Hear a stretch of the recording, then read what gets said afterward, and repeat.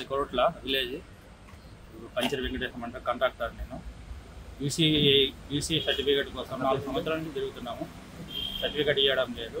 Madhapur colony 13,80,000 bill కోసము, 5 లక్షలు RDO office దానికోసము, ఆర్డీఓ ఆఫీస్ పరారుగూడ కోసము, తర్వాత చినేపల్లి కమ్యూనిటీ హాల్ కోసం యూసీ సర్టిఫికేట్ కోసం 5 సంవత్సరాలు తిరిగితే ఇప్పటి వరకు ఇవ్వలేదు.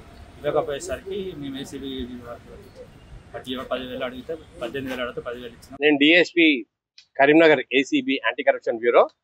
ఈరోజు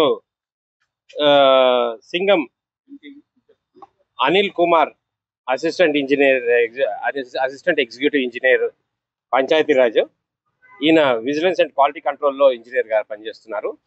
వీరు కంప్లైనెంట్ 3 వర్క్స్ అయినాయి ఇంతకుముందు. ఆ వర్క్స్ క్వాలిటీ కంట్రోల్ చేసి రిపోర్ట్ సబ్మిట్ చేయడానికి గాను అతను యాక్చువల్గా 18,000 డిమాండ్ చేశారు.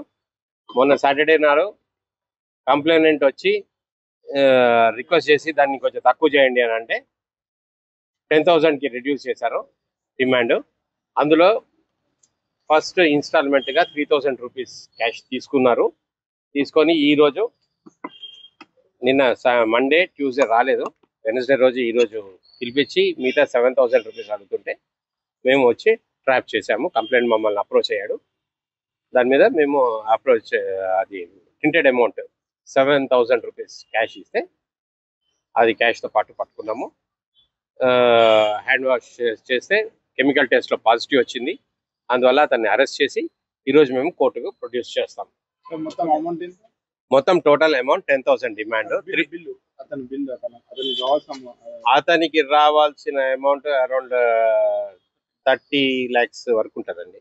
30 to 30 lakhs ఉంటుంది. 30 to 30 lakhs సంబంధించి ఇంత డిమాండ్ చేశారు.